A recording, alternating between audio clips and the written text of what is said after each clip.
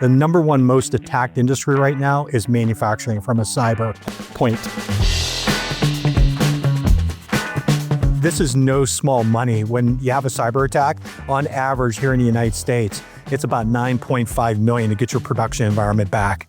Over in the European market, it's half of that, it's about 4.5 million. The more digital you want to be, the more safe and secure you need to be, because you're doing things like you're enabling decisions to be made by agents and giving direction to people or closed loop controlling machines.